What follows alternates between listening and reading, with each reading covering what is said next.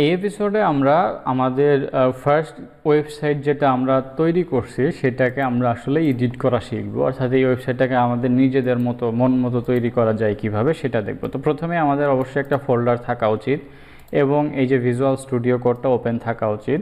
যদি ওপেন না থাকে স্টার্ট আইকনে যাবেন, ভিজুয়াল স্টুডিও কোড লিখে সার্চ করবেন, সার্চ করলে চলে আসবে। আচ্ছা, তো যাই হোক, এখন এই যে ফার্স্ট ওয়েবসাইটটা ড্রাগ করে নিয়ে এসে আমরা এইখানে ছেড়ে দিলাম, তাহলে এরকম একটা ইন্টারফেস আপনার কিন্তু দেখতে পাবেন আপনি। তো এটা হচ্ছে ভিজুয়াল স্টুডিও কোডের লেফট সাইডে আপনার ফাইলগুলো আছে এবং রাইট সাইডে আপনার এই যে কোডগুলো আপনি দেখতে পাবেন সেটা দেখতে পাবেন। এখন যদি আমরা মাই ওয়েবসাইট ডট এইচটিএমএল এ ক্লিক করি, এই যে দেখেন এইখানে সামথিং দেখা যাচ্ছে। এখন এই জায়গাটাতে আমরা আসলে যা লিখব সেটাই আমাদের ওয়েবসাইটে শো করবে।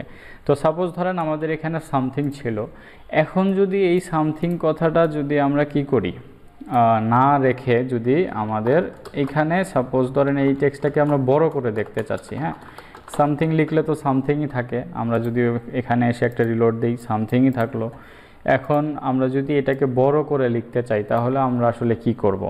তো এইচটিএমএল এর কয়েকটা বেসিক ট্যাগ আছে, যেরকম ধরেন যদি আমরা একটা টেক্সটকে বড় আকারে লিখতে চাই তাহলে আমাদের হেডিং ট্যাগ ইউজ করতে হয়। তো আমরা এই এপিসোডে হেডিং ট্যাগ নিয়েই আলোচনা করব। তো দেখেন, একটা টেক্সটকে যদি আমরা বড় করে দেখতে চাই অবশ্যই আমাদের H1 এই হেডিংটা ইউজ করতে হয়, মানে এই ট্যাগটা ইউজ করতে হয়। ট্যাগ আসলে কি?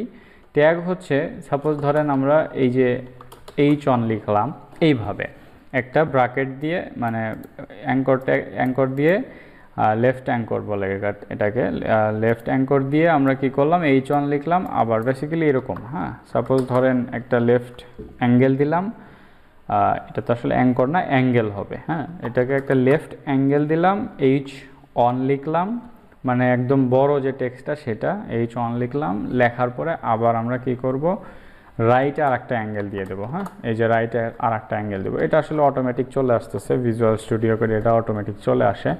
তো এখন এই H1 এর মধ্যে আমরা যা কিছু লিখব সেটা আসলে বড় আকারে শো করবে। যদি H1 এর পরে যদি আমরা কি লিখি, সামথিং লিখি, তাহলে আমরা দেখতে পাবো এই যে সামথিং কথাটা কিন্তু অনেক বড় আকারে চলে আসছে।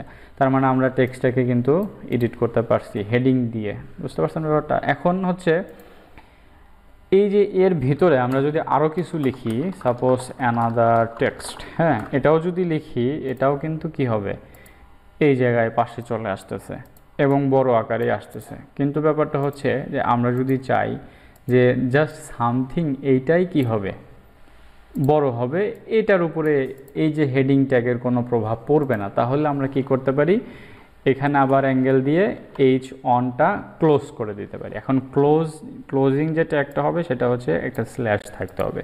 তাহলে স্টার্টিং ট্যাগ হলো অ্যাঙ্গেল H1 আবার অ্যাঙ্গেল, এরপরে এন্ডিং ট্যাগ হলো অ্যাঙ্গেল দিয়ে একটা স্ল্যাশ, তারপরে H1 দিয়ে আবার রাইট অ্যাঙ্গেল। তো এইটা হচ্ছে প্রসেস। তো এইটারই বলা হচ্ছে ট্যাগ, এবং এই ট্যাগের মধ্যে আপনি যা লিখবেন ওই ট্যাগের যে ফিচারগুলো আছে সেগুলোই আপনি ব্রাউজারে দেখতে পাবেন। তো এখন ব্যাপারটা হচ্ছে এরকম হেডিং ট্যাগ HTML এ 6 পর্যন্ত আছে, H1 থেকে নিয়ে H6 পর্যন্ত। আচ্ছা, H1 থেকে নিয়ে H6 পর্যন্ত এরকম 6টা ট্যাগ আছে। তো আপনি চাইলে H7 ব্যবহার করতে পারবেন না, কারণ H7 ব্রাউজার পড়তে পারে না। এই হচ্ছে কনসেপ্ট, ব্রাউজার যেগুলো বুঝতে পারে সেগুলোই আমাদের লিখতে হবে। এখন ধরেন আমরা যদি H2 দেই, সাপোজ এটা সামথিং, তাহলে কি হয়, তাহলে আমাদের এটা রিলোড দিলাম, দেখেন এই সামথিং আর এই সামথিং একটুখানি ছোট আছে। এরপরে যদি আমরা আবার যদি দিই যে H3, তাহলে এটা যদি আমরা লিখি সামথিং, তাহলে এটা আরেকটু ছোট হবে। আচ্ছা, এইভাবে আমরা H6 পর্যন্ত যাইতে পারবো। তো সাপোজ ধরেন H4, এখানেও আমরা সামথিং দিলাম, আচ্ছা এখানেও আমরা সামথিং দিলাম, এরপরে হচ্ছে আমরা কি দিব, H5 দিব, এইখানেও আমরা সামথিং দিব, এরপরে হলো আমাদের H6 দিলাম, এই জায়গাটাতেও আমরা সামথিং ইউজ করব। আচ্ছা, এই জায়গাটাতে যদি আমরা সামথিং ইউজ করি তাহলে 6টা আমাদের দেখেন একদম বড় যেটা সেটা বড় আকারে আছে, এরপরে ছোট ছোট করে 6 পর্যন্ত আসছে। তো এখন H7 যদি আপনি দেন তাহলে কিন্তু কাজ করবে না। আমরা যদি H7 দেই, সাপোজ এখানে সামথিং, আচ্ছা যদি H7 আমরা ইউজ করি তাহলে কিন্তু এই জায়গাটাতে দেখতে পাচ্ছেন এটা কিন্তু নর্মাল যে টেক্সট আছে সেরকম, এটা কিন্তু হেডিংয়ের মধ্যে পড়ে না। এটা বোঝার জন্য আমরা আরেকটা সামথিং এখানে লিখতে পারি। আচ্ছা, তো এই জায়গায় আমরা আরেকটা লিখলাম যেটাতে আসলে কোনো ট্যাগই দেওয়া নাই, ঠিক আছে। তো ওইটা দিলাম, ওইটা দেখেন পাশাপাশি চলে আসছে এবং একই ধরনের দেখা যাচ্ছে আর কি। তার মানে H7 আসলে ব্রাউজার রিড করতে পারে না, মানে H7 দিয়ে আপনি যাই লিখেন না কেন ব্রাউজার ওটা বুঝতে পারে না যে আসলে H7 আসলে কি ট্যাগ। তো এই হচ্ছে ব্যাপার।